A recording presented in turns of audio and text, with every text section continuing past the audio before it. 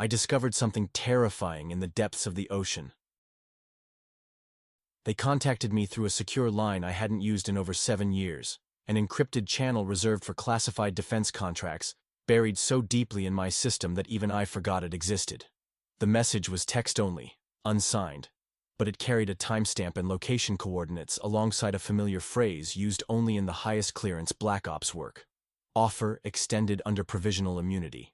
That meant the government, or someone operating close enough to act like it, needed me for something off the books, and they were willing to clear anything on my record in exchange for silence and compliance.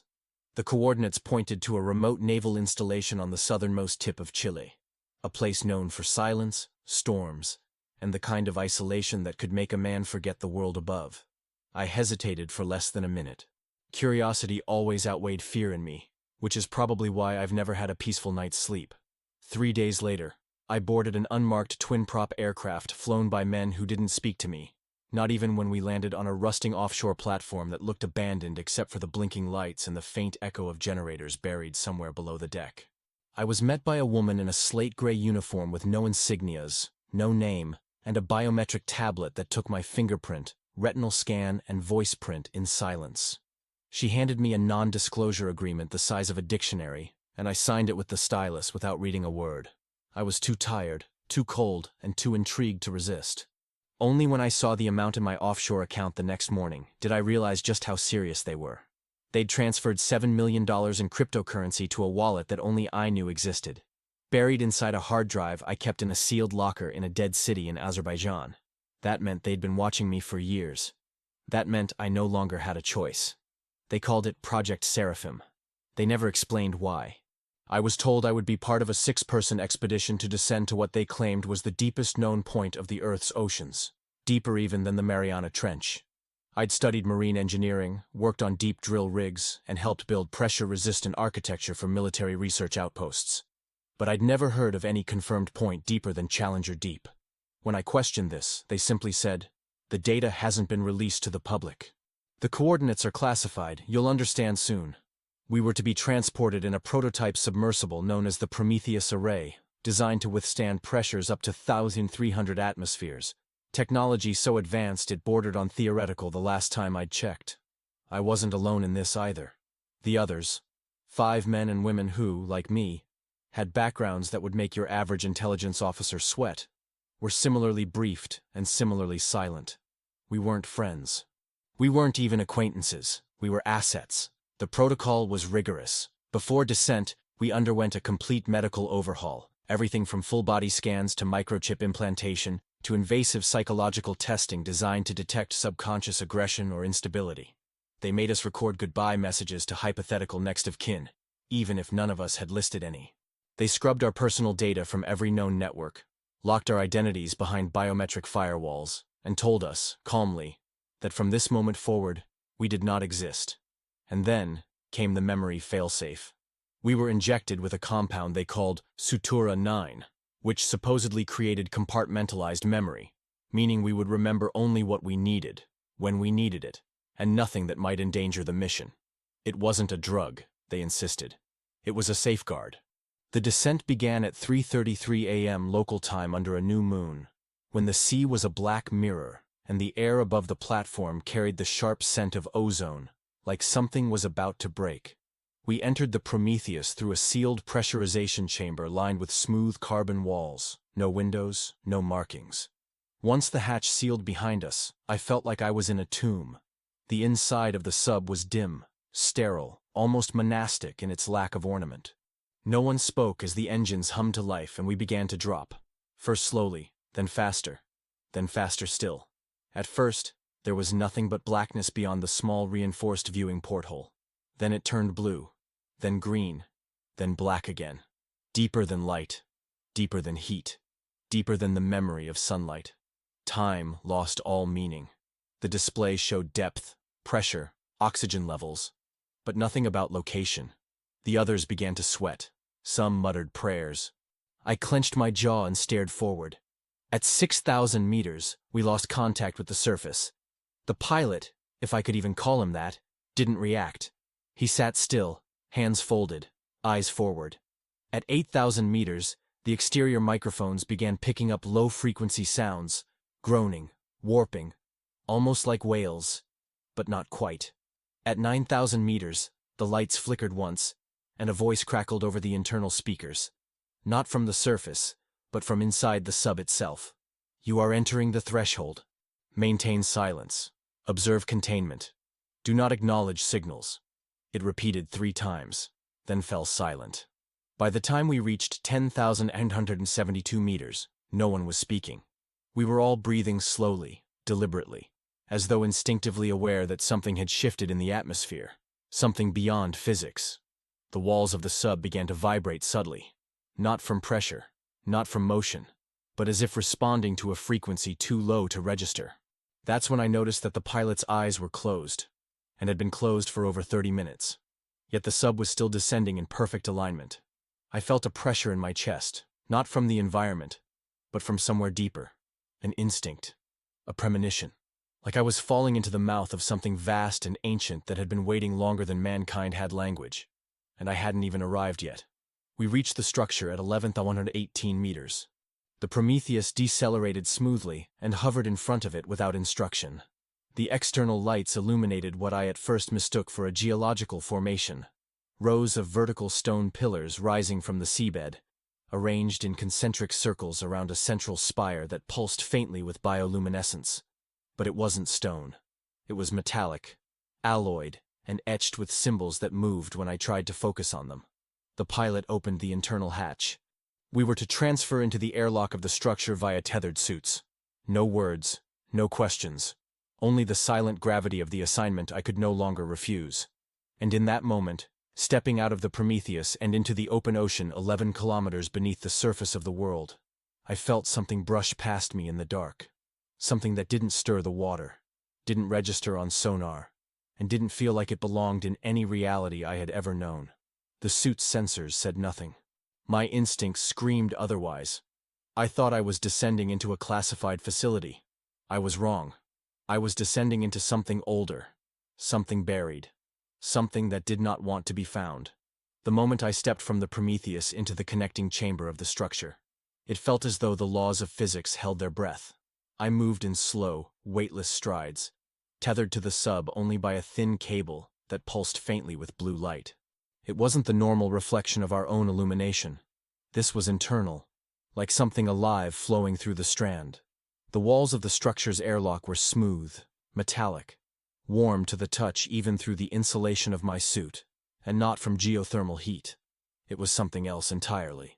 I ran a gloved hand along a curved panel near the entrance hatch, and the surface rippled slightly, like touching the skin of a creature that had been asleep far too long. As I turned my head, I realized that my breath had begun to echo, softly at first, then louder, until each inhalation and exhalation came back to me as if the structure were mimicking my rhythm, responding to it. I didn't tell the others. We had stopped speaking long ago, not because of protocol, but because it had become useless. Words fell apart in this place. Thoughts fractured. Every rational structure we had brought with us, the training, the science, the sense of mission, was slowly eroding in silence. Once inside the structure, our boots clanked softly against the obsidian-colored floor, and the internal lights of our suits dimmed without command. At first I thought it was a malfunction, but then I saw the corridor ahead glowing with a soft amber hue, like a candle flickering inside bone. No source of power, no visible conduit, just pulsing light that reacted, somehow, to our presence. The walls narrowed as we moved deeper, not claustrophobically, but organically, like a throat adjusting to the size of its prey. The temperature rose steadily, though the sensors didn't register it. Sweat formed on my back. My heart rate spiked slightly, then leveled out. The others walked in silence, their faces illuminated by the same eerie light, eyes locked forward as if afraid that even blinking might trigger some unseen response. I tried to count the steps but lost track quickly. Time became elastic, folding into itself, with no indication of how long we had been walking. Could have been 20 minutes. Could have been 2 days. Eventually, we reached what I can only describe as a chamber of remembrance. A wide, domed room whose walls were covered with symbols, etched not just on the surface but into the material itself, as if the structure had been grown with language embedded in its bones. Some symbols pulsed with light, Others shimmered faintly, like oil on water. As I approached the far end of the chamber, something shifted in my peripheral vision. At first I thought it was another team member, but they were all standing still. It was the wall. The wall was moving, not physically but perceptually, like a hidden layer had peeled away just enough to show what lay beneath. And what I saw made no logical sense. Images. Snapshots of memory. Not mine. Not theirs. But human. Undeniably human. I saw a child's drawing, trembling in crayon on torn paper. I saw a battlefield, scorched and cratered, with soldiers crying beneath gas masks. I saw a mother's hand clutching a newborn, only for the image to dissolve into ocean waves and screaming. The wall had become a mirror of grief, of regret, of things buried deeper than the trench itself, and each image was accompanied by a feeling, a tactile, nauseating sense of memory not my own. I could feel the child's hunger, the soldier's shame, the mother's terror. I turned away, only to see the same vision reflected on the opposite wall. There was no escape. And then, the whispering began. At first, it was a low murmur, too soft to discern words, like the sea pressing against the hull of a ship. Then it sharpened, splitting into multiple threads, voices overlapping, speaking in tongues that slipped between known languages. Latin, maybe. Greek. Something Slavic. And then something else. Clicking sounds, choked syllables, insect-like resonance vibrating against my skull. I turned to the others. One of them, Dr. Mira, had collapsed to her knees, staring into the wall with wide, unblinking eyes. She was mouthing something. I moved toward her, but she didn't respond. Her lips kept moving. When I leaned in closer, I realized she was repeating the same word over and over. Down, down, down. We pulled her away, two of us lifting her by the arms, but she wouldn't stop whispering. We had no command to return, no orders to abort. The pilot remained behind at the airlock, never having entered with us, and the radio link had gone silent an hour ago. So we moved on, deeper still, past the chamber, and into a narrow vertical shaft that dropped into blackness, like the throat of the world. No stairs, no ladders. Just a platform that responded to proximity, rising to meet us, then descending with a sigh that sounded more like breath than mechanics. As we dropped into that darkness, lit only by the blood-hue glow beneath us, I felt an overwhelming sense that we had passed some invisible threshold, that we were no longer inside a structure at all, but inside something far older, something that had waited for us not for days or centuries, but since before the first cell divided on Earth's crust. The descent took 7 minutes. I counted every second. Not because I wanted to, but because something inside me had started ticking, a rhythm I couldn't ignore. When the platform came to rest, we stepped into what I can only describe as a temple, not by design, but by presence. A space carved with intent, lined with what might have once been seats, or altars, or ossuaries, each one draped in that same strange glow. In the center was a column, wide, veined like muscle, pulsating with light that beat in time with my heart. When we approached, it responded. Not physically, not audibly, but internally. I felt it move inside me. I felt it reach. It didn't communicate in words. It didn't speak at all. It remembered. And through that remembering I was forced to see. Not visions this time, not symbols, but understanding. A cold, precise transmission of knowledge not meant for human minds. I saw the shape of their origin, before Earth, before stars, before time had order. I saw how they came not from the sky, but from beneath, seated in the folds of matter, like mold in bread, waiting, learning, devouring, until silence became structure, and structure became tomb.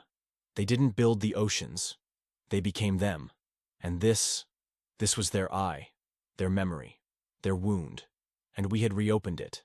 Dr. Mira stopped breathing 12 minutes later. No sign of trauma, no external cause. Her body simply stopped functioning, like a switch had been flipped from somewhere else. One of the others began to laugh. High, shrill, teeth-grinding laughter that didn't stop even as blood began to leak from his ears.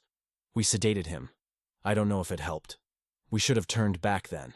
But the platform wouldn't respond anymore. It was no longer ours to command. We had passed the point of retreat. We were no longer explorers. We were offerings. And whatever listened in the dark below was beginning to open its eyes. It was nothing short of an impossibility. An edifice where no structure should exist. A ghost of steel and coral blooming in eternal night. As the submersible's floodlights cut through the crushing dark, the colossal shape emerged like a submerged cathedral forgotten by time itself. We weren't supposed to find anything at these depths. This part of the trench had been charted as barren, hostile, incompatible with construction of any kind. Yet there it stood, or more accurately loomed, a geometric anomaly wrapped in what looked like black coral, calcified barnacles, and rust-colored vines, none of which should survive here. Not at this pressure, not in these chemical conditions. The silence was unbearable as our sub drifted closer. No one spoke. We were scientists, engineers, explorers, and yet none of our disciplines prepared us for the gut instinct screaming that this place should not be touched. Its surface was pockmarked with fissures and symbols too eroded to decipher. Massive steel panels formed its exterior like armor plating, but something organic shimmered just beneath the grime. It wasn't just covered in growth, it was fused with it. The scanner gave up trying to identify materials. Composition unknown. The words blinked in red. Inside the cockpit, we all saw it at the same time. A doorway, rectangular and impossibly well preserved, partially ajar. From its edges, a faint light pulsed. Soft, rhythmic, almost breathing. Dr. Kasembe whispered what we were all thinking. It's not abandoned. The robotic arm deployed to make contact with the outer wall. The moment it touched, the sub jolted. An impact not from the exterior, but internal, as if some dormant system had awakened. Lights, dim and sickly green, flickered on across the visible surface. Rows of illuminated slits stretched outward like vertebrae, revealing what looked like corridors. The station wasn't just alive, it was watching. With trembling fingers, I activated the docking sequence, overriding my own fear. We should have left. But the contract, the data, the pull of the unknown, it was stronger. When we entered through the pressurized chamber, silence wrapped around us like a wet sheet. No alarms, no motion sensors, just the low, mechanical whir of something running deeper inside. The air was cold, but breathable. The lights above buzzed inconsistently. Most of the ceiling panels were intact, though some had long since given way to the dark. What caught my attention first wasn't the silence. It was the smell. Not rot, not decay. It was something clinical mixed with old salt, and something like copper. Not blood. Memory. The central corridor branched into 3 wings. We chose the one labeled in stenciled English. Operations. The font was outdated. Military, Cold War era. On the floor were drag marks, like something heavy had been pulled toward the wall and vanished. On the right, a galley. A round table with 4 chairs. Plates, half-eaten rations. 1 coffee cup still warm. A chess game frozen mid-match. Everything looked like someone had just stepped away. But no footsteps, no signs of exit, no personal belongings removed. We found the crew manifest on a tablet still active near the control desk. 6 names, all marked active. None with exit logs, none with death logs. They were listed as being here. Now. I glanced at Dr. Young, and her face had drained of color. They never left. Her voice sounded smaller than I'd ever heard it. We spread out to search the quarters. No bodies, no blood, no signs of violence. But no signs of passage either. As if they'd been wiped. Not killed, not abducted, just erased. The beds were made. Showers dry. But the mirrors, every one of them cracked dead center, as if struck from the inside. We regrouped in the central hub, where a primary console flickered to life when we approached. No authentication required. It booted directly to a video log interface. The timestamp stopped 6 months ago. The last entry, 03:17 a.m. That time would become important later, but none of us understood it then. The footage was grainy. The camera showed the central mess hall. All 6 crew members sat together motionless, their eyes wide, unblinking. One muttered something repeatedly, but there was no audio, just flickers of static, then darkness. It lasted 12 seconds. That was the last thing recorded. The system had looped that moment ever since. And yet something in the frame caught my eye, barely visible in the top right corner of the frame, above the air duct. A hand. Pale. Motionless. But it didn't belong to anyone in the frame. We paused the footage. Rewound. Enhanced.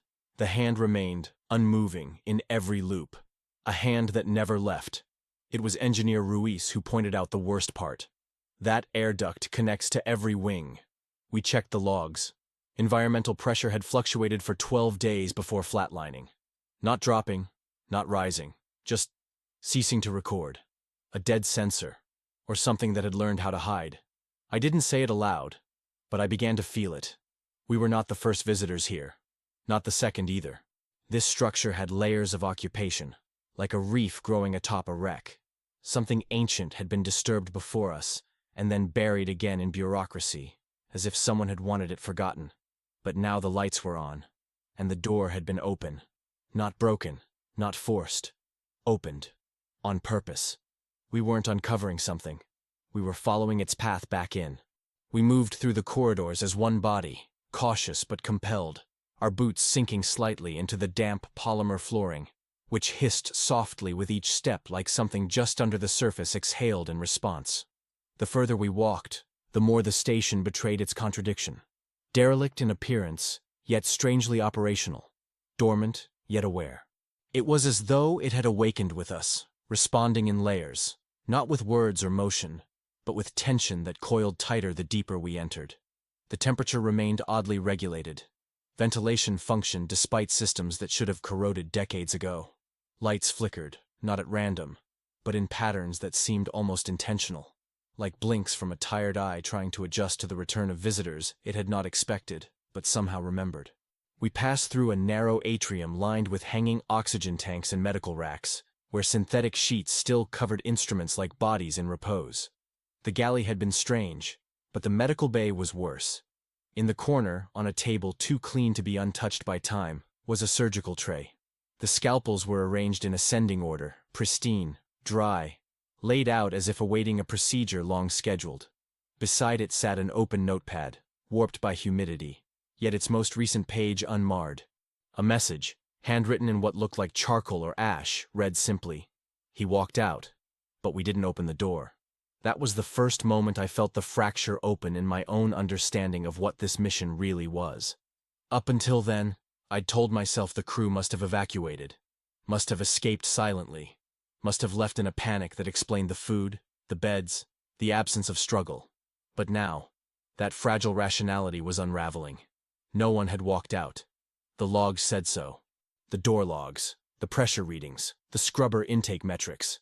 But someone, something, had left that message. Ruiz ran his gloved fingers along the corner of the tray and pointed out a fingerprint. Not one of ours. A perfect smudge of oil or sweat, or some clear secretion, like the trace of a creature simulating humanity. We all heard the sound then. A single metallic thud, followed by a long scrape, like claws or knuckles, dragged across the hull's interior from above. It wasn't an echo. It was movement. But no footsteps followed. No vibration in the floor, just one long dragging message in metal. Young whispered that it had come from the dormitories. We should have retreated. We should have sealed the room and called for extraction, if such a thing was even still possible. But curiosity, or madness, or whatever binding tether had taken hold of us deeper than orders or logic, pulled us onward. The dormitory wing was a straight corridor flanked by 6 rooms, each labeled with a crew member's name. The first was Dr. Karim's. We opened it cautiously. The bed was made, blankets tight. A journal sat on the pillow, its first page dated 2003. The last entry read, "I don't know if it's still wearing her skin, but it doesn't sleep. It stands at the foot of my bed and watches me think." I closed the book, unsure whether the chill running down my spine was fear or recognition. The others said nothing, but I saw the tremor in Kasembe's hand as he opened the next door. Ruiz muttered something under his breath about the air feeling heavier here, like we had stepped into a room still occupied by breath no longer ours. The rest of the dorms told the same story. Orderly chaos. Shoes arranged by beds. Uniforms folded neatly on chairs. No sign of a struggle, yet each room gave off a sense of departure so sudden it left gravity behind. It was the 6th room that undid us. This one was dark, the internal lights unresponsive. But Ruiz's torch illuminated the walls, and we saw them. Smears. Prints. Fingers. Hundreds of them. Long, narrow, human in shape, but impossibly long. Clustered around the walls like children's drawings, all pointed toward the bed. The sheets were missing. In their place, a circle of salt. Or what looked like salt. Crystalline, but black, like scorched sugar. In its center was a necklace. Still warm, as if it had just been taken off. I asked Jung to check for electromagnetic readings. Her scanner blinked violently, and then died. We tried the others. Nothing worked. It was Ruiz who realized the station was running on a closed circuit, an internal power cycle that had decoupled itself from our tools. He said it like it made sense, but I could see he didn't believe it either. This place wasn't just shielded. It had grown sensitive to us, selective in what it revealed. And when? Then came the hum. Deep. Organic. Low enough that we felt it in our chests before we heard it with our ears. The corridor lights dimmed. Not as if the power failed, but as though the station wanted us to see less. Kasembe grabbed my shoulder and nodded toward the hallway camera. An old fixed lens above the junction. Its lens was blinking red, actively recording. But we hadn't activated it. And the time code was wrong. It wasn't counting forward. It was counting down. I remember the moment it hit 0. The screen blinked and the lights died for exactly 3 seconds. When they came back, the hallway was unchanged, except that we were missing one of us. Jason, biotech officer, youngest on the team, gone without a sound, no scream, no displacement of air. His comms signal still read as on board, but there was no trace in any of the other rooms. No heat signature, no biometric ping, nothing. Just a shadow cast by absence, hanging over us like a verdict. We returned to the main chamber shaken, trying to rationalize what we had seen and failed to see. I reviewed the manifest again, this time checking for anomalies. There it was. A 7th name. Not formatted like the others. No title. No rank. Just a string of characters and a parenthetical. Host. It hadn't been there before. I was sure of it. But now it sat at the bottom of the list. Quiet and undeniable. Ruiz tried to delete it. The system wouldn't allow it. The message read, "Unit cannot be removed. Host must remain." Jung stared at the screen, eyes wide and unblinking, and whispered, "We've been catalogued." I walked back to the galley one last time, needing to confirm the detail that had haunted me since we entered. The food, the cup, the warmth. I reached out and touched the ceramic mug that still sat on the table.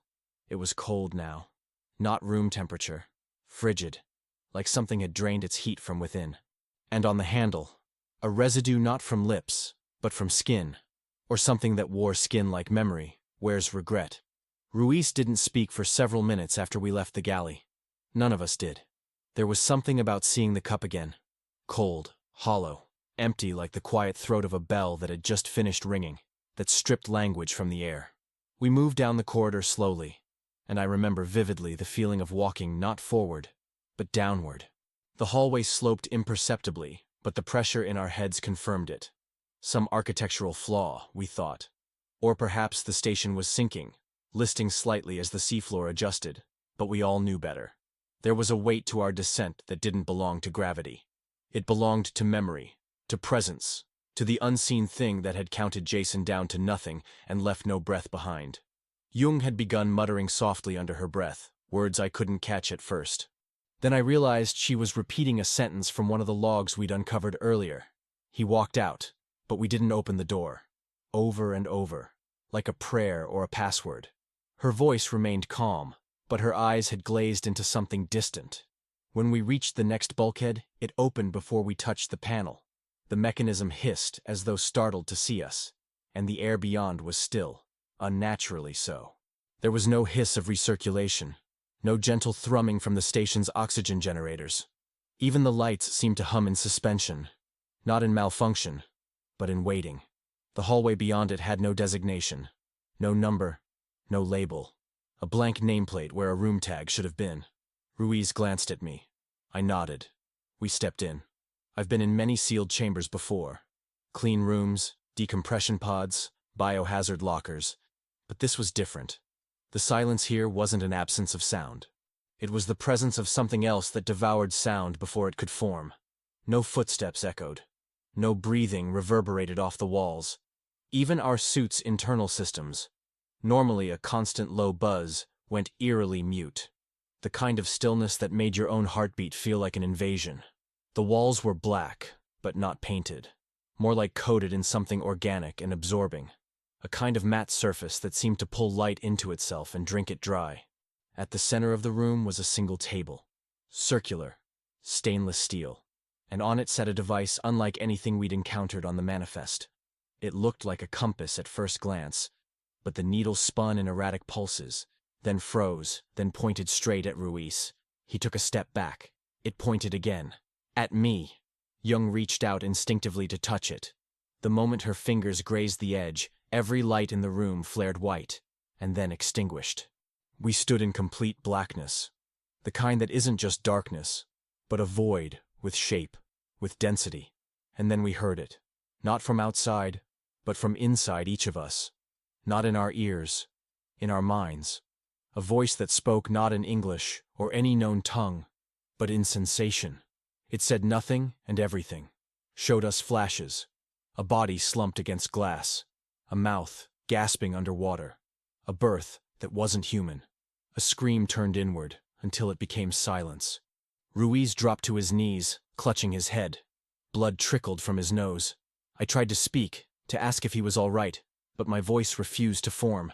Not out of fear, but because the room wouldn't let it. It absorbed language the way it absorbed light. Communication was intrusion. Thought was betrayal. The table glowed faintly again, revealing the device now cracked, bleeding a thin black fluid that hissed when it hit the surface.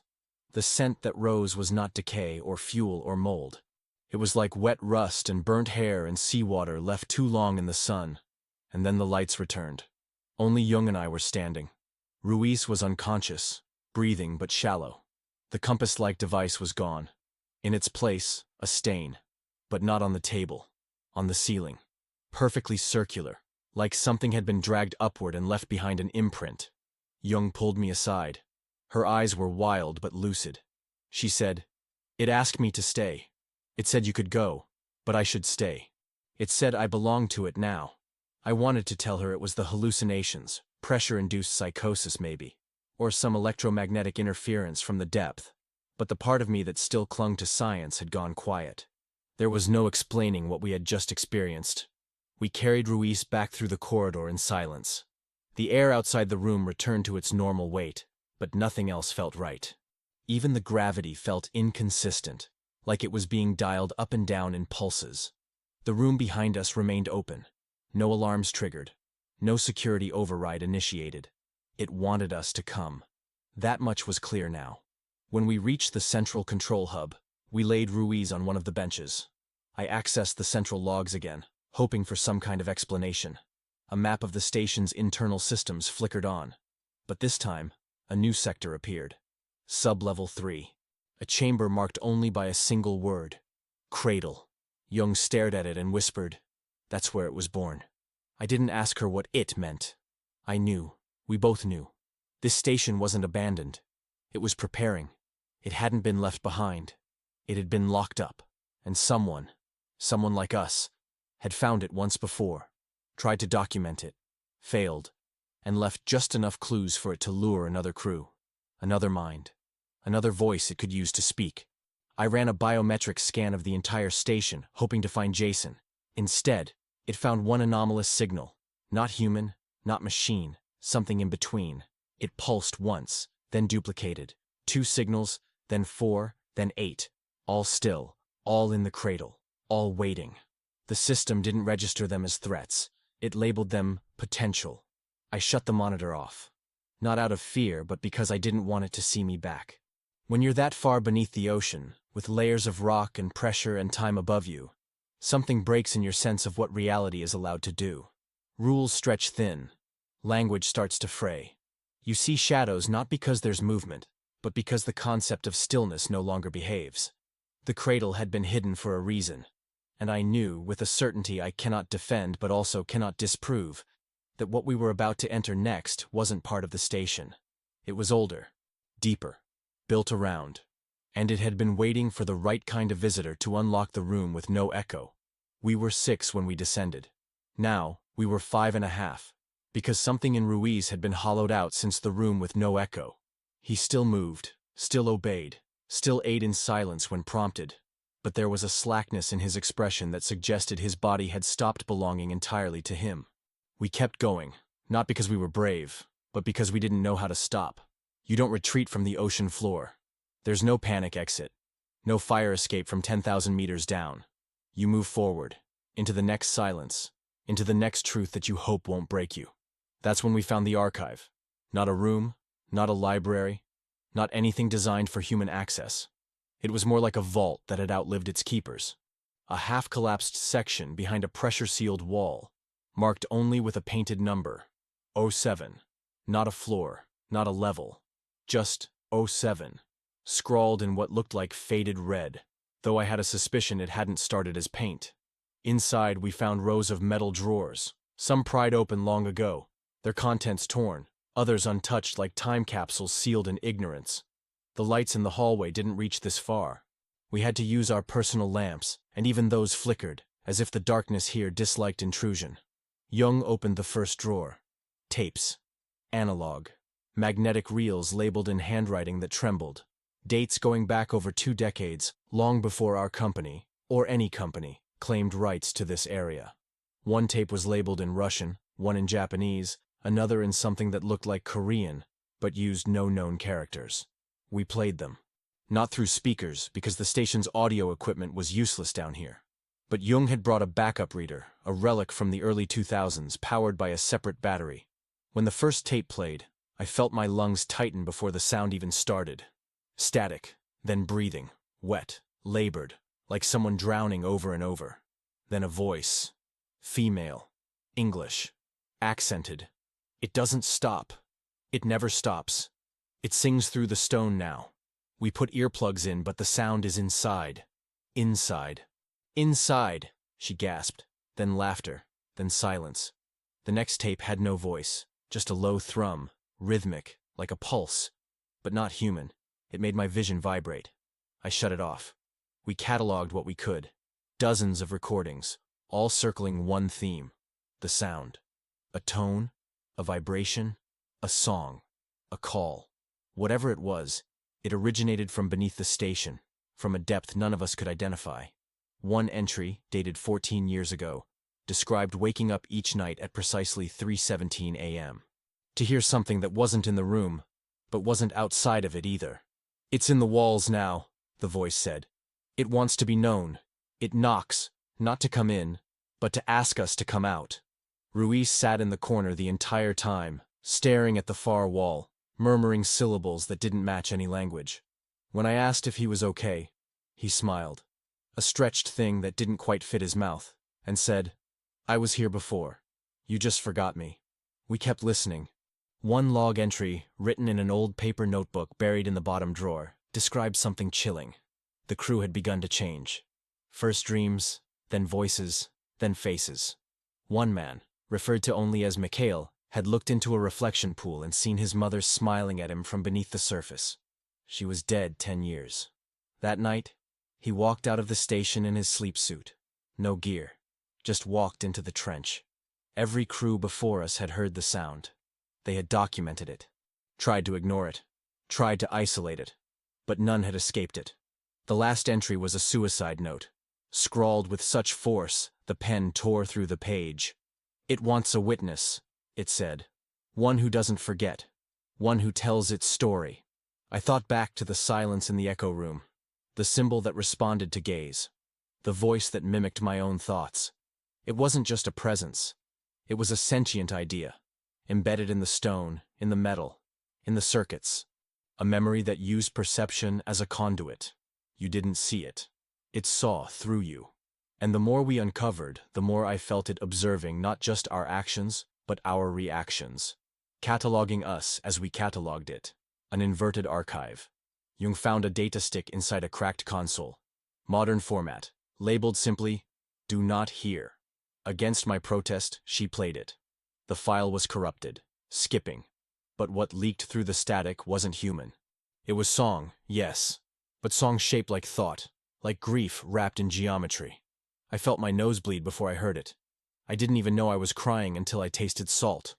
Then the file ended, mid-breath. Silence returned, but it wasn't silence anymore. It was listening. I looked to Ruiz. His eyes were entirely black. Not rolled back. Black. No whites. No irises. Just darkness. He smiled and said, "Now you remember. Now we can continue." I should have run, but the station was awake now. And we were no longer just explorers. We were chapters. We stopped trusting the ventilation system on the fourth night. Not because it failed. No, it was still running, still circulating the recycled air in its low mechanical size, but because something else had begun to move within it. Something that had its own rhythm, a pace that didn't belong to machinery. At first, it was dismissed. A clicking sound, irregular and soft, like loose wiring or a fan blade brushing against something it shouldn't. But it grew. It stretched across the ducts with a creeping awareness, always just beyond our flashlights, always waiting until the room fell quiet. I began waking at odd hours, not from nightmares, but from the sensation of being watched through the vent slits. I'd turn and see nothing, only darkness.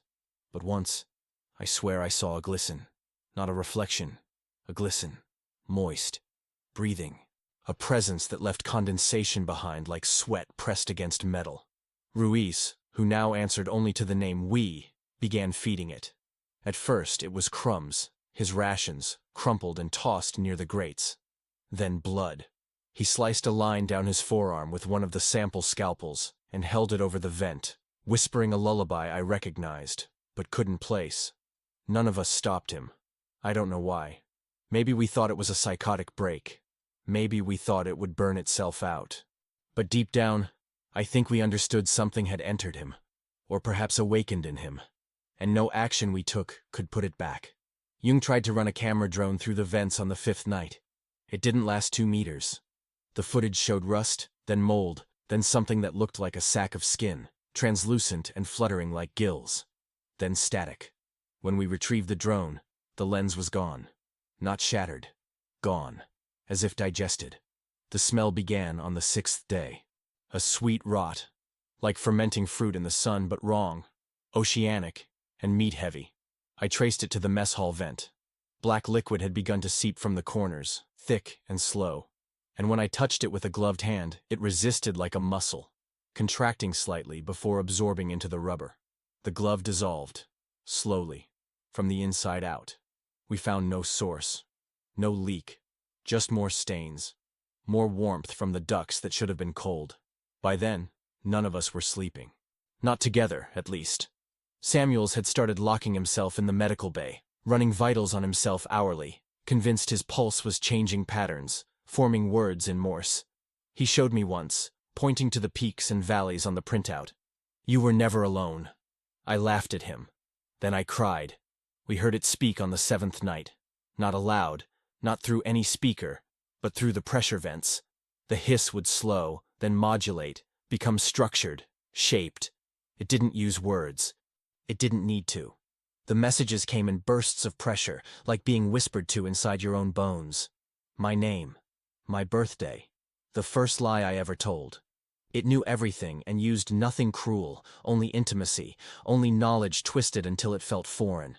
I covered every vent in my bunk with emergency tape. It peeled off within an hour, shredded from the inside. That night, Ruiz disappeared. We found him in the supply corridor, curled beneath an open duct, sobbing without tears. His skin had begun to loosen, as if boiled from within. There were marks on him, suction shapes, as if something with dozens of mouths had tasted every inch of him. He didn't speak, only held out his hand and said, "It's learning." The next morning, Samuels was gone. His bunk untouched, except for a line of human teeth left in a perfect circle on his pillow. Not loose, not pulled, placed, polished, arranged. One was mine. I didn't even know I'd lost it. Jung had stopped eating entirely. She stared into the corners of rooms, lips moving silently, fingers twitching in rhythm with the vent clicks. When I asked her what she was saying, she answered, "A song. It sings in the ducts. If I get the words right, I get to leave." Her nose bled when she finished. I never saw her sleep again. On the 9th day, We opened a panel to inspect the main shaft. Inside, we didn't find machinery. We found layers, not insulation. Flesh. Pale, veined, pulsing lightly with the station's heartbeat. Someone, or something, had been building inside the infrastructure, molding space to fit a body not meant for our world. And embedded in the tissue, like trophies, were remnants of clothing, boots, tags. Not ours. Names we hadn't read before. I found one with a photo ID attached. Smiling man. Gray beard. Same insignia on his suit as ours. Date of birth, 1959. Date of entry, 2023. Clearance level, red. But the clearance system didn't exist anymore. And our mission had only been approved 6 months ago. They lied to us, Jung said. We're not the first. We're not even the first who survived. That night, the ducks exhaled a new sound. A lullaby. Familiar. And then I remembered. My mother used to hum it. When I was sick. When I couldn't sleep. I hadn't heard it in 30 years. But the thing in the ventilation had. And now it used it to say goodnight. I didn't sleep. I only listened. And I swear, I heard it breathing. Right above me. Mimicking the rise and fall of my chest. Perfectly. In sync. Until mine stopped. And only it kept breathing. I stopped counting the days after the 10th. Time had become unreliable in the station. The clocks remained synchronized, the screen still updated at regular intervals, and yet hours seemed to contract and stretch without warning, like the breath of something massive and hidden. What felt like moments of rest became spans of unconsciousness. Our circadian rhythms weren't broken, they were being rewritten. Each time I blinked too long, I woke with a start, drenched in sweat, heart racing, the memory of a dream I never remembered gnawing just behind my eyes. We had begun to fear sleep, not because of nightmares, none of us spoke of dreams, but because when we closed our eyes, we woke up different, changed in ways too subtle to measure at first. A phrase misplaced, a facial tic that wasn't there yesterday, the inability to remember the name of someone you'd known for years, and worse, the certainty that you were being watched from within. The station didn't hum anymore, it whispered. Low frequencies not audible to the ear, but felt in the sternum, in the fingertips, in the roots of our molars. It hummed in codes. That's what Jung began to write on the walls. Equations, some recognizable, thermal drift, entropy vectors. But most were symbols I didn't know. Spirals and radial glyphs, things that didn't belong in physics. When I asked what they meant, she looked up with bloodshot eyes and said, "It's how it dreams." I didn't know what it referred to anymore. The creature in the vents? The station itself? The ocean floor that pulsed beneath us like a second heart? Or the deeper thing we were never supposed to find? Ruiz was already beyond saving by then. He spoke in plurals, not because of madness, but because he was no longer alone in his own mind. He'd whisper conversations to himself, asking and answering with different accents, sometimes in languages I didn't know. Once, I caught him tracing a perfect diagram of our sleeping quarters with his fingernail on the condensation of the mess hall window. He marked each of us with a different symbol. Mine was a spiral with a cross through the center. I wiped it away. It reappeared by morning. On what I think was the 11th night, I slept. Not intentionally. I never would have chosen that. But I passed out in the comms room. No warning. One moment I was reviewing footage. The next I was in the void between breath and dream. I didn't dream. But I remember the sensation of pressure. Not crushing like the ocean, but pressing inward. Like fingers beneath the skin. When I woke, my shirt was inside out. My boots were tied differently. The left was double knotted, which I never do. My fingernails had been clipped. Not cleanly. Unevenly. I didn't do it. I couldn't have. I'd only been asleep for 93 minutes according to the logs. Enough time for something to learn. Something to test. Something to practice. Samuels had begun recording himself during sleep 2 days prior. Not video. He was too afraid of what the lens might catch. But audio. 6 hours each night if you believed he slept. I listened to one of the tapes with him. At first, just breathing. Then shifting. Then a voice. His voice. Reciting a list. Not words. Numbers. Coordinates. A new one each night. We cross-referenced them. At first, they were meaningless. Then Jung realized they matched the movement of deep-sea hydrothermal plumes, locations where tectonic plates whispered to each other through magma. Samuels had no idea how he knew. The last tape was just static. White noise for 6 hours, except in the final minute. That's when a voice, not his, said my name. Not once. Not shouted. Whispered. 5 times. "You don't sleep alone." I threw the recorder across the room. We set up motion detectors in the halls, not for external threats. We knew by now that anything out there could slip past cameras and metal, but to monitor ourselves. If any of us walked in our sleep, if any of us weren't where we were supposed to be. The next morning, the logs showed activity. At 02:17 a.m., every room, every corridor, every sensor triggered simultaneously for 43 seconds, but none of us had moved. We were all in bed, monitored, logged, still. Something else walked in our skin that night. When I confronted Jung, she showed me her journal.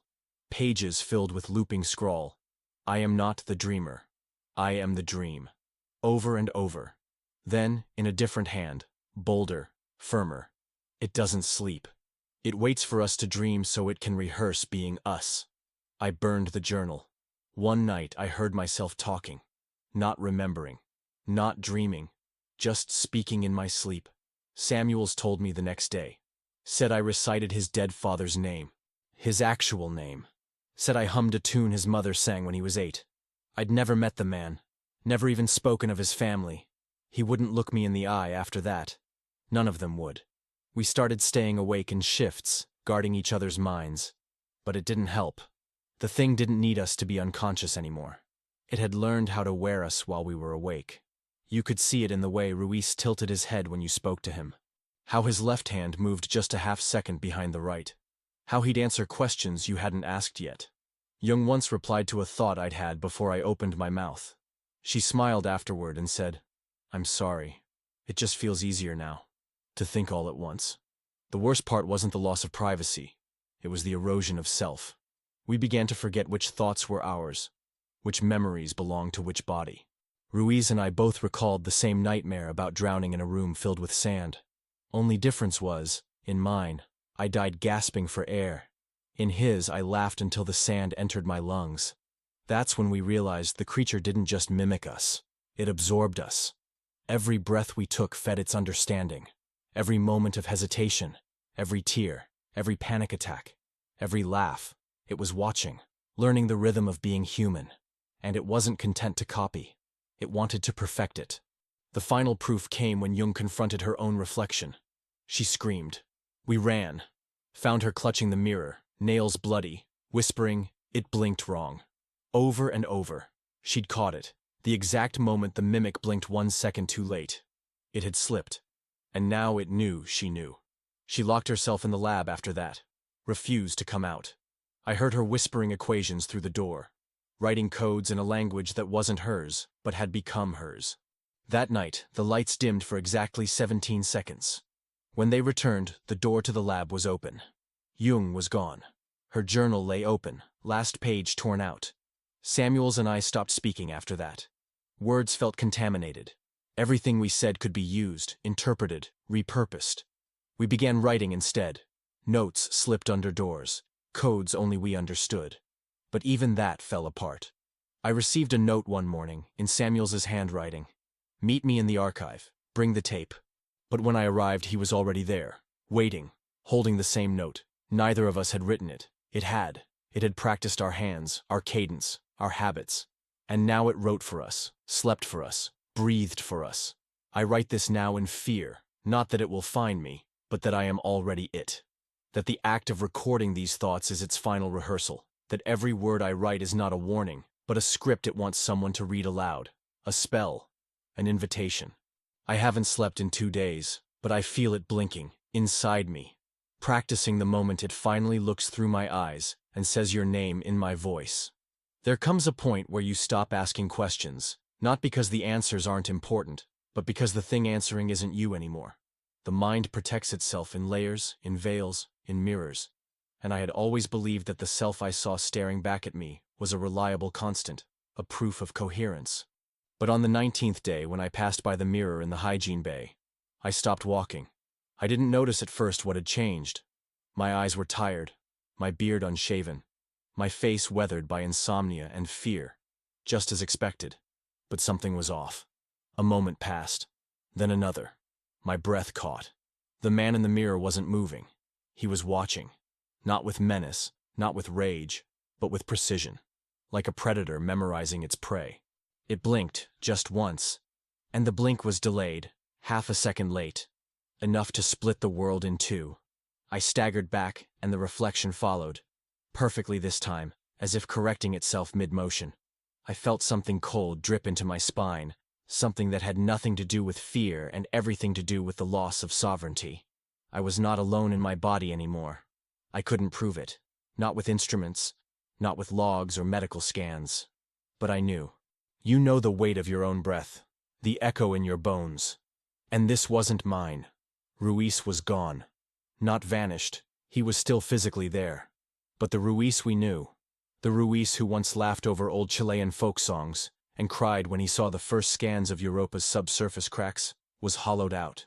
He still ate, still spoke, still followed protocol, but he was answering a script. Every word he said felt rehearsed, like he'd heard it somewhere else and was just playing his part. I tried to confront him gently, pretending it was just concern. He smiled in that peculiar way that's neither warm nor threatening, just empty. "What are you afraid of, Carter?" he asked me, in his usual voice. "That you'll forget how to be you?" And then he added, "Don't worry. You don't have to remember. It remembers for you now." I didn't sleep that night. I turned off all the lights in my quarters, covered every reflective surface, and sat in the dark with my back against the bulkhead.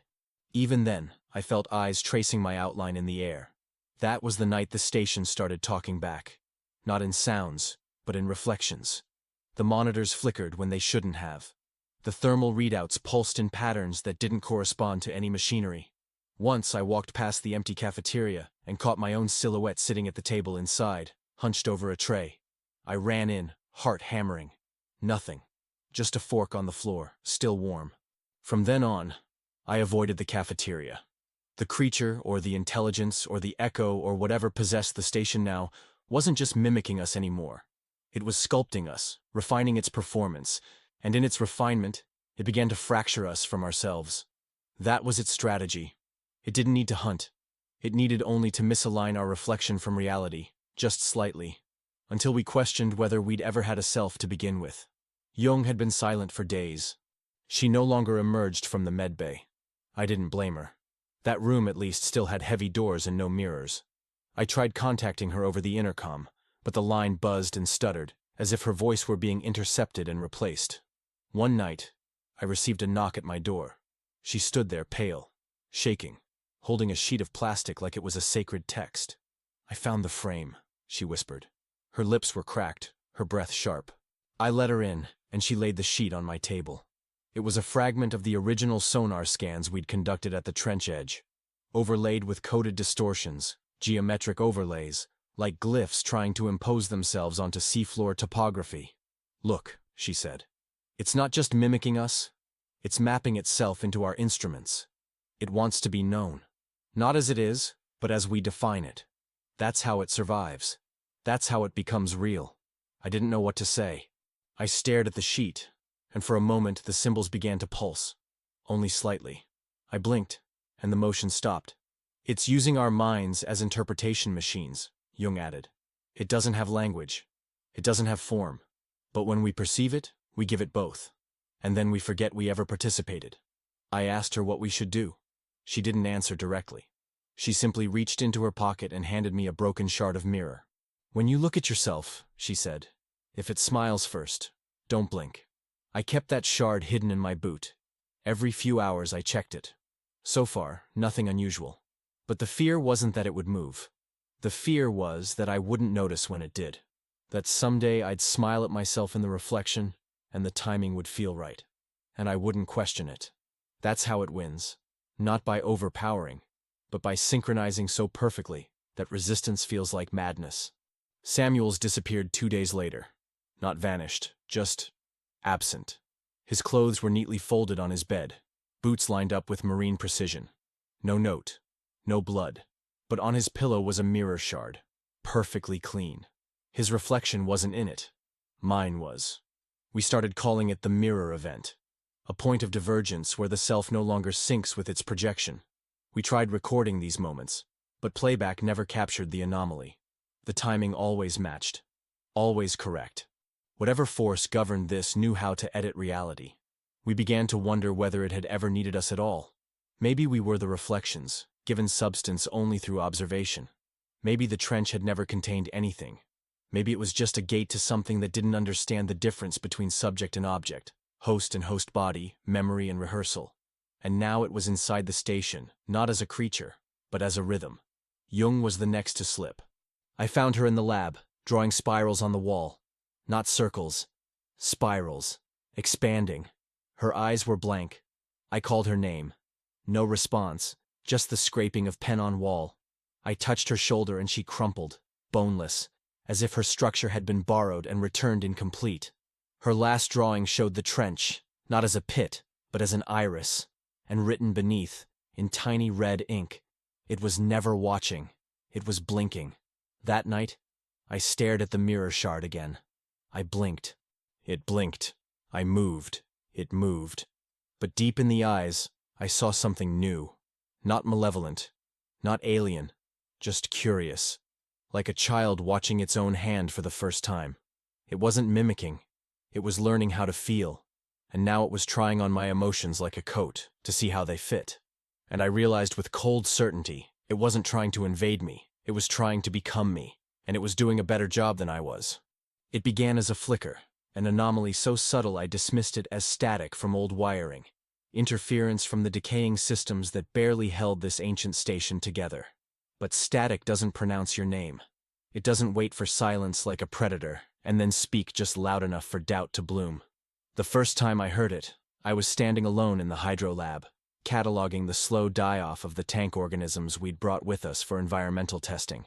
The filtration systems were failing, like everything else, and I was mentally calculating which equipment I could afford to shut down. That's when it said it. My name. Just that. No sentence. No tone. Just a flat, perfect replication of how my father used to say it, as though dragged from a memory I hadn't accessed in years. I turned, expecting a radio crackle.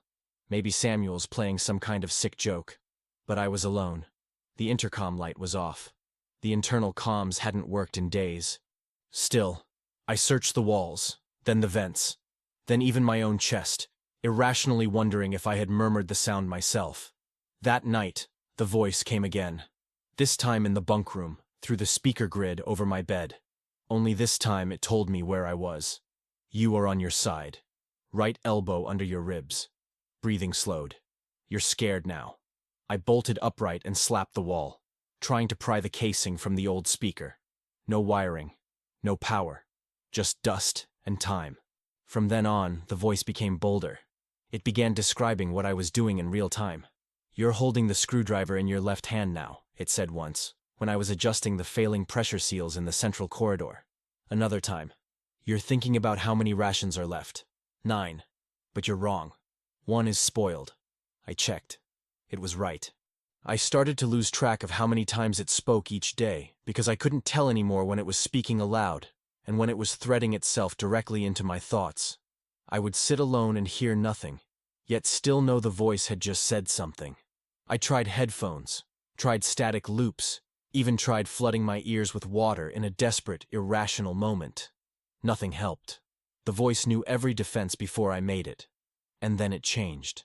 It stopped commenting. It began responding. I'd think something, like, "Where is Ruiz?" And the voice would answer, "Still beneath the reactor housing, still alive, but not Ruiz." Or worse, "You're wondering if you're infected, but you already know." It began to ask me questions, too. Quiet things, simple things. Do you want to go home? Do you think you are alone? When did you last speak with yourself and believe it? One night, as I paced the upper observation deck, staring into the black bloom of the trench outside, the voice said, "Do you remember the sound of your mother crying? Because she never stopped." I collapsed. Cried until the floor around me smelled of salt and copper. I don't know if the station has a memory, but something within it does. The voice wasn't just mimicking. It knew. It reached inside places I hadn't touched since I was a child, rifled through dreams and regrets like someone thumbing through your diary while you sleep. It described memories I never told anyone. It quoted my childhood nightmares. It described, in excruciating detail, the moment I held my brother's hand after he died in the hospital bed, even though I never told anyone I was there. It described my hands, shaking, the warmth leaving his fingers, the guilt that never left. And then one night it said, "Don't be afraid. You were chosen because you remember." I didn't sleep after that. One afternoon, or what I assume was afternoon, since time here has long stopped obeying rules, I found myself staring at the emergency override terminal in the command center. I hadn't walked there. I didn't remember entering the room, but I was already mid-gesture, hand hovering over the switch that would send the emergency capsule back to the surface. I froze. The voice said, "You can try, but you'll never reach the top as you." I asked aloud, "What are you?" It laughed. Not a cruel laugh. Not a demonic one. Just tired, human, familiar. It said, "You already know. You named me when you were 12, in a dream you forgot until now." And then I did remember. There had been a recurring dream. A presence in my youth. Something that stood at the edge of my bed whispering promises and threats in a language I never learned, but always understood. I had given it a name once, a childish, made-up name that fused fear and reverence. Marunel. And when I whispered it now, barely audible through my cracked lips, the voice hummed with satisfaction. "Yes," it said. "You remember. So few do." I started trying to record the voice, documenting timestamps, readings, changes in tone. But the files would always delete themselves, overwritten by static or filled with phrases I had no memory of recording. One of them, weeks later, began playing on loop from a screen I hadn't touched. It just said, "You are not the first to listen, but you may be the last to remember." There were no more doubts. The voice wasn't in the walls. It wasn't bouncing off ducts or playing games through busted speakers. It had learned the infrastructure, assimilated it. Or perhaps it had always been the infrastructure. A will wrapped in steel. An idea fossilized into power lines and blood and thought. And then, one final night, the voice called me again. But not by my name. It used a tone, intonation and weight and gravity that felt older than sound. My ears rang, my teeth ached. The floor vibrated, and it said, "Do not run. You are already here." I stopped. The room darkened, even with the lights fully functional. Shadows moved where light had no right to bend. The hum of the deep returned. 3:17 a.m., always, and I felt something immense press against the station's hull. Not a creature. Not a god. A memory. And I understood then. The voice had never been a signal. It had always been a reflection. An echo bouncing through time and person and place, looking for a host who could still listen. And now, I listen. It was Vargas who first noticed the shift in the pressure readings beneath the central elevator shaft. She wasn't speaking much anymore. None of us were. Not since the voice took root in our thoughts like wet roots curling through soft soil. But that morning, she stood outside my cabin holding a datapad she could barely lift. Her eyes had receded into shadow, pupils dilated beyond what light or fear could explain. She showed me the readings without a word. The numbers were wrong. The floor beneath the station had moved. Not just tectonic rumble, something had expanded, grown, breached. We descended with flashlights that pulsed more than shone, trailing the dying breath of backup batteries. The access hatch hadn't been used in years, maybe decades. Moss and rust clung to the railings like skin grown over bone. The descent was shallow at first, then sharply vertical, a ladder down into a cavity no map had ever marked. And at the bottom, when we finally reached it, knees shaking, back slick with ocean-condensed sweat, we found the chamber. It was carved into the earth itself, not built. A natural cavern shaped like intention, like something had hollowed it not with tools, but will. The walls were jagged yet symmetrical, as if some blind geometry had dictated their angle. The floor was covered in symbols. No, not symbols. Bones. Hundreds, maybe thousands of them, arranged in loops and fractal patterns, curling toward the center like fingers toward a throat. At the heart of that bone spiral was a hole, a split in the rock itself. No glow came from it, no heat. Only a sound. A hum so low it bypassed the ear entirely and pressed into the body, resonating in lungs and spine and teeth. It wasn't noise, it was song, if song could make your marrow tighten. Vargas stepped forward. I reached for her. She didn't respond. Her hand extended toward the chasm like she'd been called, and I believed she had. The rest of the team followed, dazed, eyes glassy, as if each of them was walking into a memory they'd rehearsed in dreams. Only I hesitated. The ceiling of the chamber was curved, forming a perfect dome, its surface glistening with condensation that smelled of salt and metal and rot.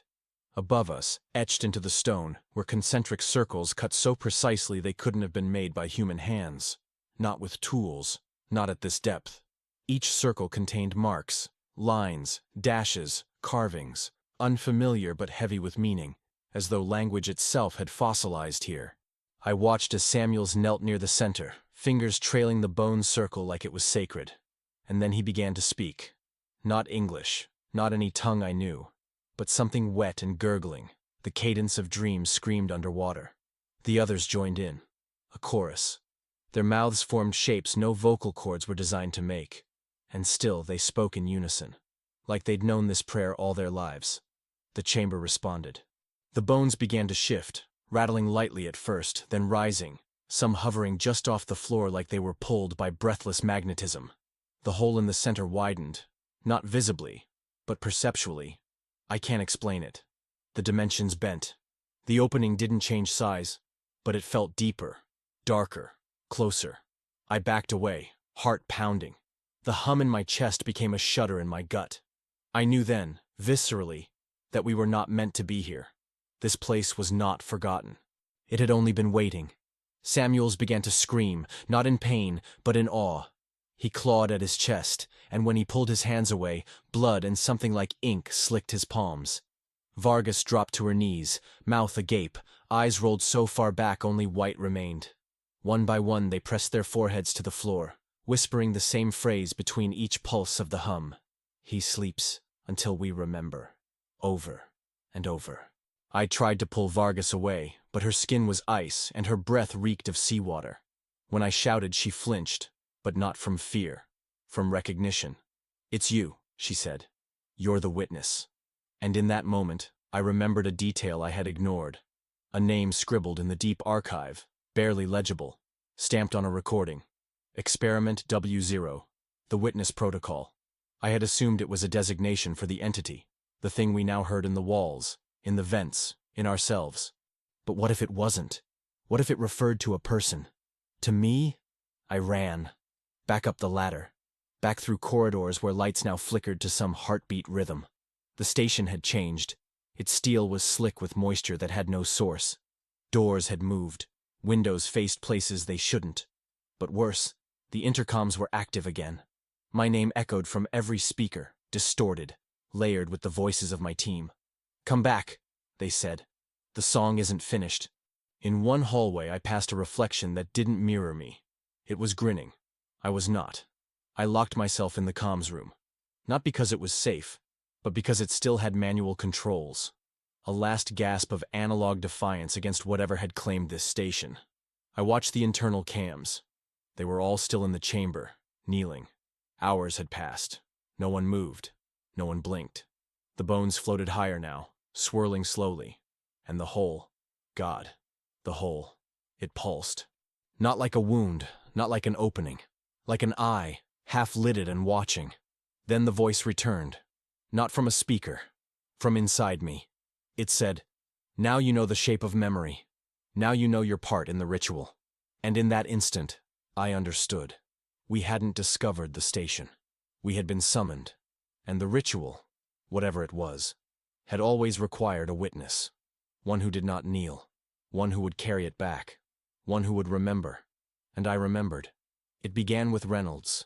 He was the youngest on the team, barely 30, brilliant with systems engineering but prone to silences that stretched too long and thoughts that seemed to drift away mid-sentence. After the ritual chamber, after that place of bones and breathless geometry, he stopped speaking altogether. At first, we thought it was shock. Everyone had seen something that night they couldn't explain. couldn't integrate into the scaffolding of sanity we still clung to. But Reynolds didn't just stop speaking. He stopped responding. To light, to sound, to pain. We found him sitting upright in the corridor outside his quarters, drenched in sweat and staring at the sealed pressure door as if it were whispering to him. His pupils were dilated far beyond anything human. Samuels approached first, if it could still be called Samuels. He had taken to humming constantly, a low nasal drone that matched the frequency we heard in the bone chamber, and his skin had paled into a shade that almost looked translucent in certain lights. But he knelt beside Reynolds and placed a hand on his shoulder, and Reynolds blinked. Not slowly, not absent-mindedly, but like recognition had returned all at once. He smiled, and when he spoke, it wasn't Reynolds's voice. The tone was wet, syrupy, reverberating through the floor and ceiling like it didn't originate in the throat, but rather in the steel around us. "I have seen the opening," it said. "The gate is eager. The host must be prepared." And then, more quietly, "You will open the hatch. You will let it breathe." We restrained him. We had to. If there was still something human in him, we needed to reach it. And if there wasn't, we had to prevent it from acting. Vargas and I secured him to one of the decontamination chairs, fastening the straps until the metal bit into his skin. He didn't resist. Not even when the blood started dripping down his arms. He just watched us, smiling with too many teeth. That's when I noticed. His irises were not black. They were empty, like someone had scooped out his eyes and replaced them with pools of absence. And then I understood. He wasn't possessed. He wasn't corrupted. He had been erased. That night, the station shifted again. The floor shuddered, not with tectonic movement, but with breathing, a slow inflation and collapse that made the walls exhale faint clouds of condensation. When I checked the internal schematics, entire sections had vanished. Not destroyed, replaced. Hallways didn't connect anymore. Rooms that once existed now led only to rusted metal barriers or walls of seeping flesh-like tissue. I found Vargas in the engine room, painting symbols on the floor in engine grease and muttering to herself. She didn't even look up when I called her name. Reynolds spoke again sometime after midnight. We had locked the decon chamber, shut off its oxygen circulation as a precaution. But he was still alive, though his lungs had stopped moving. He whispered through the vents. No microphone, no speaker, no line. Just air. The words came in intervals, always when the pressure dropped slightly, as if the station were allowing sound to pass. "The host is here," he murmured. "You are late." And later, "He needs a voice. You still have yours." By morning, Reynolds had vanished. The chamber door remained sealed from the outside, the restraints unbroken, the camera footage corrupted. One moment he was there, bound, smiling that hollow smile, and the next, just gone, as if the space itself had swallowed him. The straps remained stained, warm with blood, but nothing else. No body, no sound. Just a note scratched into the wall with what I swear was a human fingernail. "Open the hatch." The others stopped pretending after that. Samuels didn't bother to wear his face anymore. He walked the corridors with his mouth hanging open like a mask, and something darker glistening just behind his teeth. Vargas sang in her sleep, but the words were not hers. I checked the voice logs, compared recordings. They matched the original expedition crew, the ones who never left. They weren't gone. They had just changed. And now my team was changing too. I began to isolate myself, sealed off the comms room with metal plating and jammed the control panels so no one could reach me from the inside. I rationed air, rerouted power from non-essential systems. Every night I heard footsteps, wet, dragging, not alone. The cameras showed rooms looping back into themselves, hallways that went in straight lines but somehow returned to the start. In the center of the station, the access shaft to the ritual chamber glowed faintly, a bioluminescent pulse that no natural process could explain. It called. It always called. At 3:17 a.m., without fail. Then the logs started changing. My voice, overwritten. New entries appeared that I hadn't made. Diary-style reflections in the tone of my own thoughts. But deeper, darker, as if someone had dissected my soul and reassembled it under a microscope.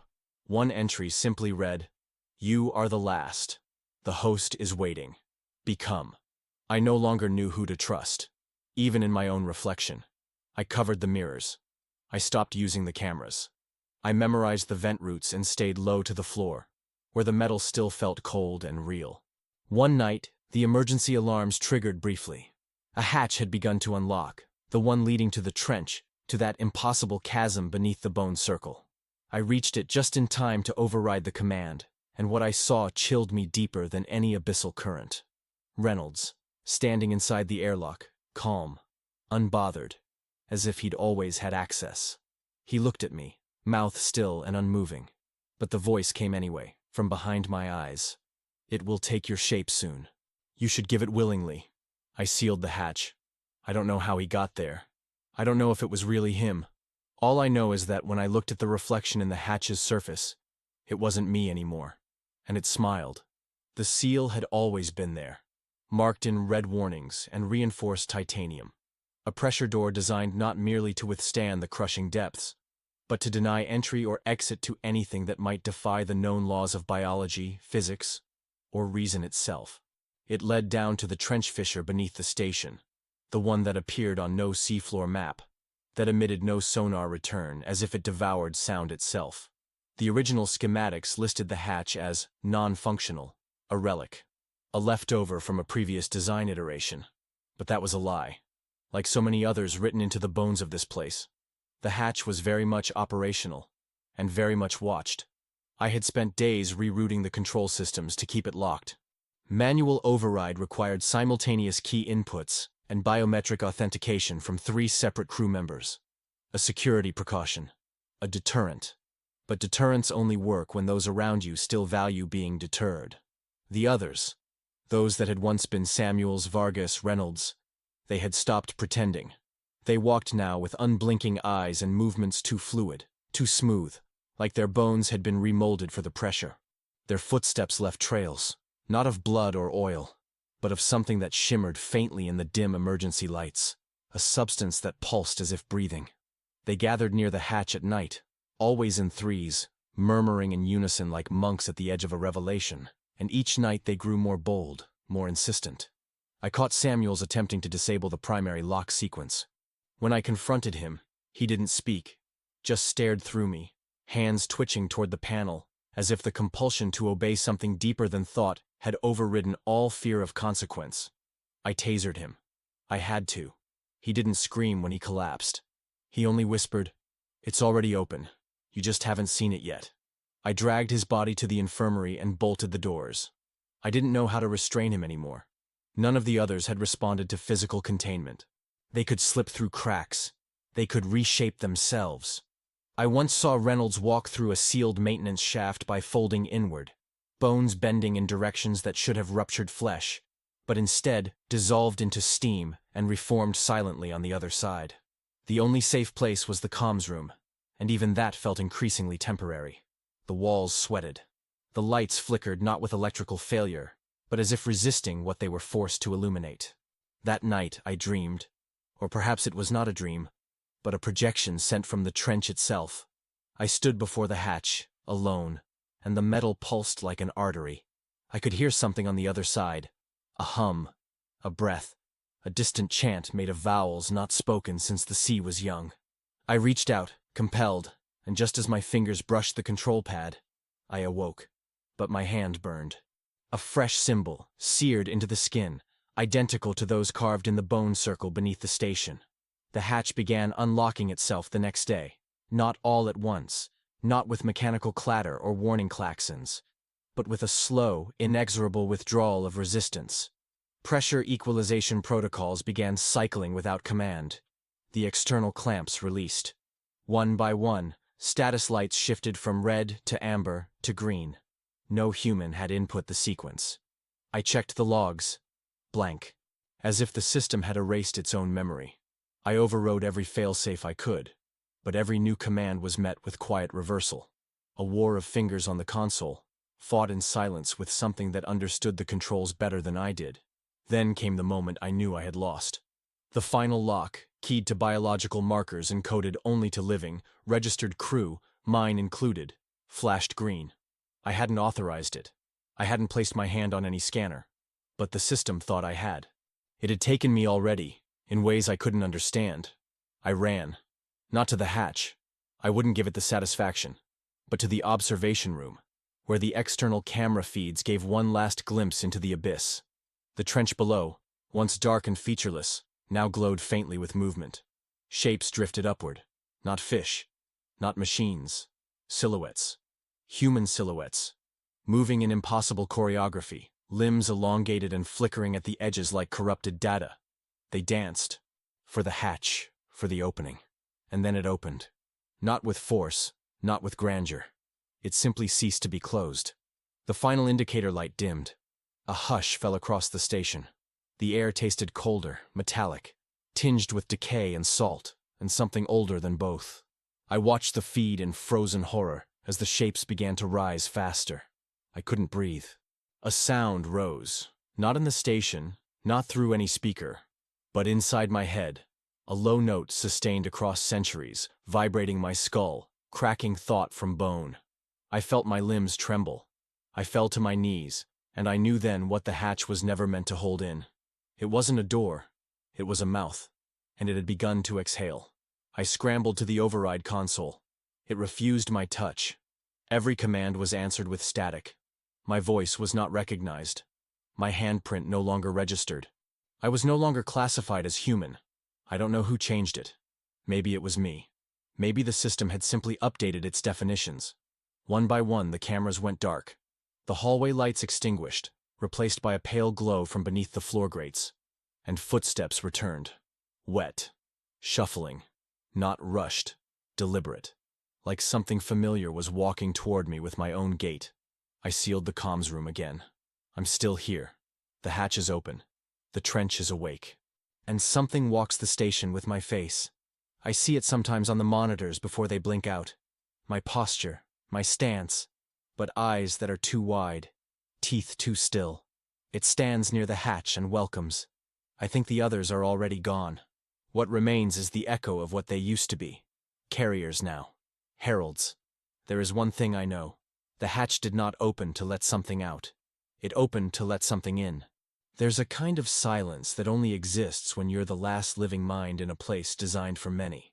It's not just the absence of voices or motion.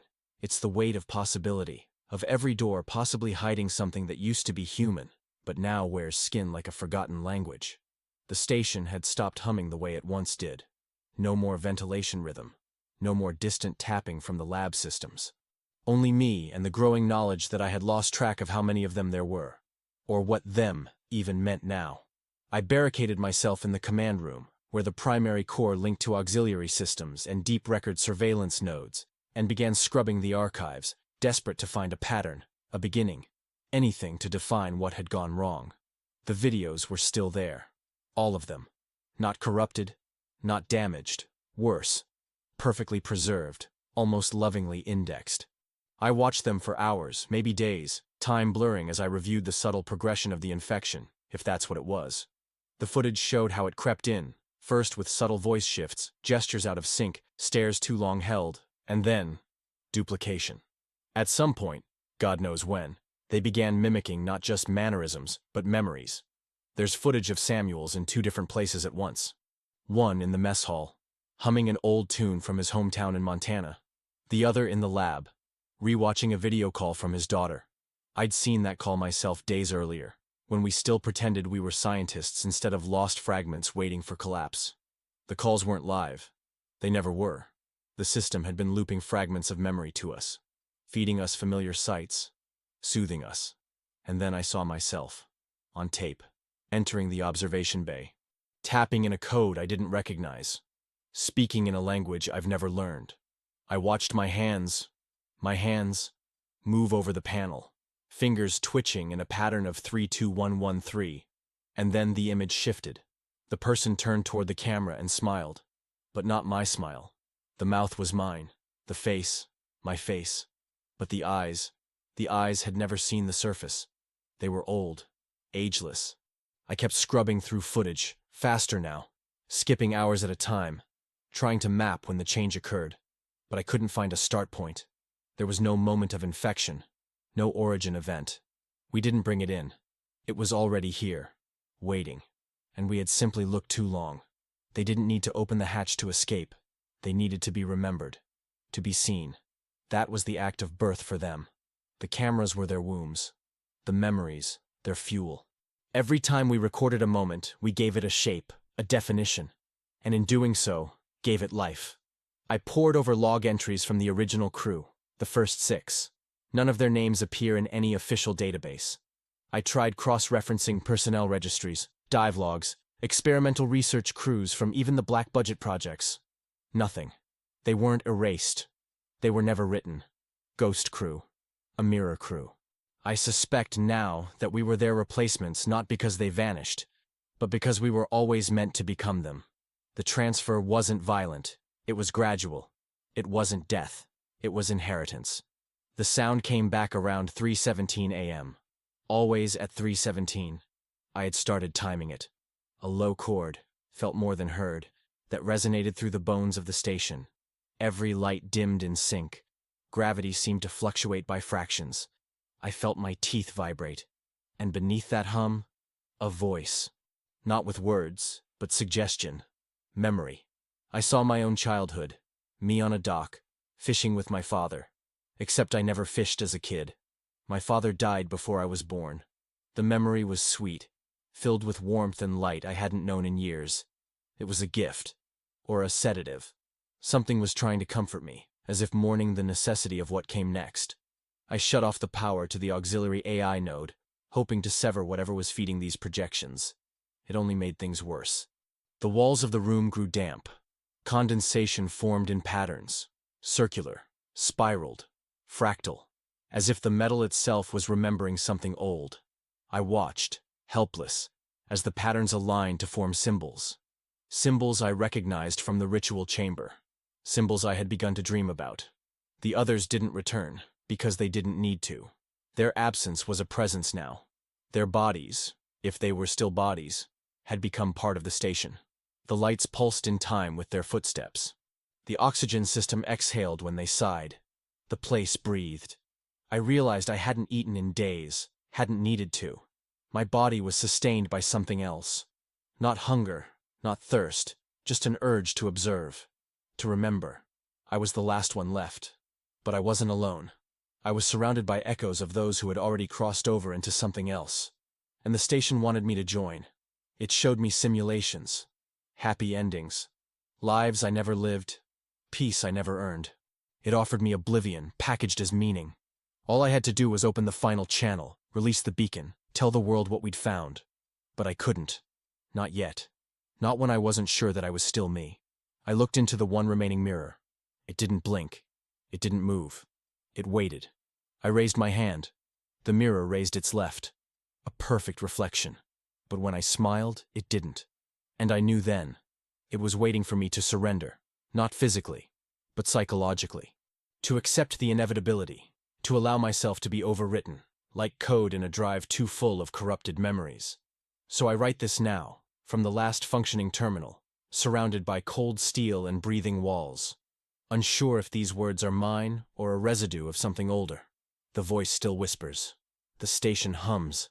The hatch is open. But I remain here. Not out of hope, but out of refusal. Because someone must remember who we were before we became what's coming.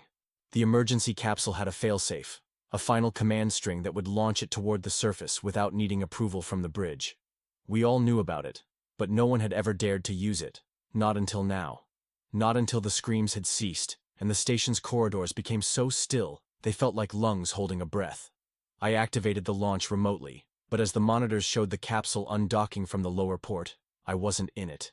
I was in the command module, slumped in the chair, the last of the screens flickering with corrupted data and camera feeds, now showing nothing but black. But one window, camera 12B, showed movement inside the capsule. Not me, not any of us. Just a shape, sitting motionless in the pilot's seat, back perfectly straight, head tilted just enough to suggest listening or watching. And even through the blur of the feed, I could tell it was smiling. It took me hours to accept it had really gone. The blinking red light on the panel confirmed launch trajectory. It was rising through the pressure and dark, cutting upward like a memory being pushed toward consciousness. Someone up there would receive it. Maybe the corporation that sent us. Maybe the military. Maybe no one. But they would find it. They would open the hatch, They would welcome back what they thought was me, and they would be wrong. I tried to shut off all outbound signals, disable the beacon, scramble the transponder. But the system had overridden me long ago. It was never about keeping something down here. It was about making something rise. And I had helped it, unknowingly, by lasting this long. I was the final observer, the last one awake. And now, everything it needed to replicate me, my speech, my memories, my mannerisms, was in its possession. Even as I sat in the dark, I could feel it still watching me through the mirror. The real mirror. The one I had smashed but kept glancing at as if the shards would reconstruct on their own. Sometimes they shimmered with images that didn't belong to this time, this place. I saw myself in a hospital, bandaged, talking to a woman I'd never met, calling her my sister. I saw my childhood bedroom filled with water. I saw my mother's funeral, but I was in the casket. These were not hallucinations. They were offerings. The entity, whatever its true shape, fed on more than flesh. It fed on potential, on the multitudes of lives I never lived but had imagined in some quiet moment of despair. It built them like costumes and wore them when I looked away.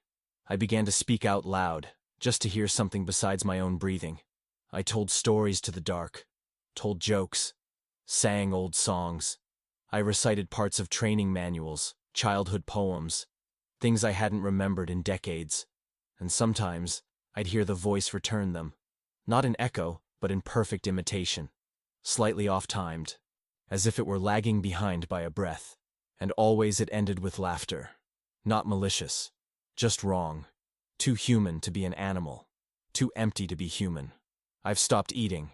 The rations are still here, untouched since the others disappeared.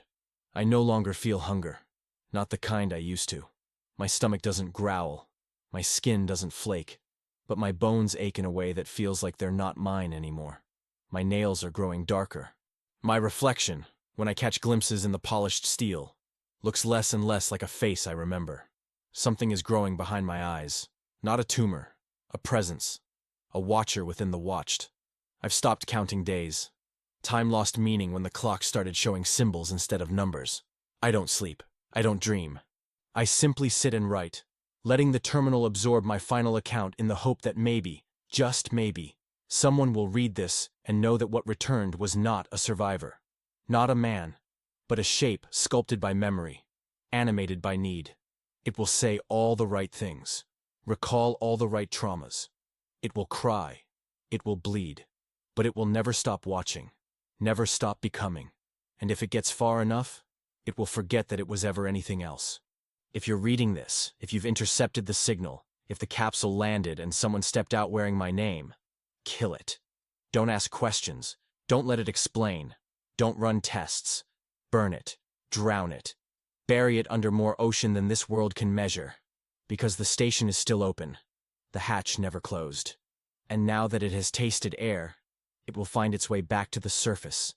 Again and again, until someone finally decides not to look. I am not returning. I can't. I won't. But something did. And it's already begun to remember you.